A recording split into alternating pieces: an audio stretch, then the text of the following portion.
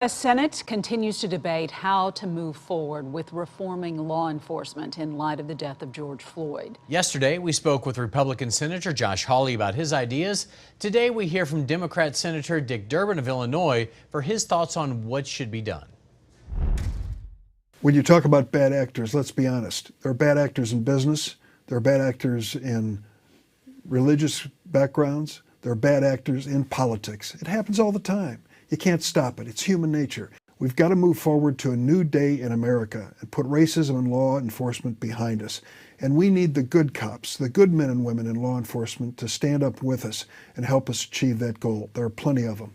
Senator Durbin says the changes that Democrats are proposing are pretty straightforward and will do a lot to restore trust. What we're proposing in this bill is to make sure that certain practices, like the chokeholds and the knees on the neck and such, come to an end once and for all. We also want to make sure that there are videotapes of what's going on.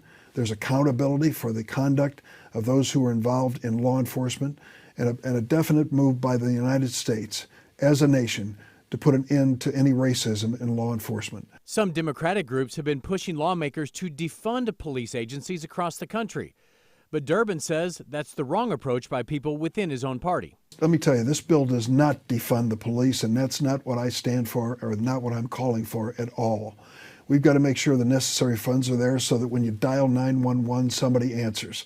So when somebody next door to you decides that they're going to threaten their wife and kids with a gun, there's a policeman on the scene to take care of the circumstances.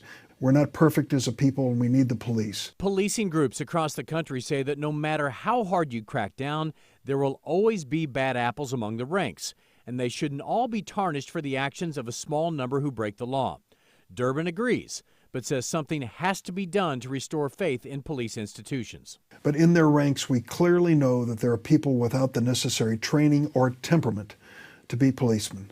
We need to clear those people out of the ranks. We can do this, and at the end of the day, we'll be a better nation for it. Durbin says that some of the money that is sent to police can be used for training and retraining, along with better recruiting to get the best possible people for the jobs. Also,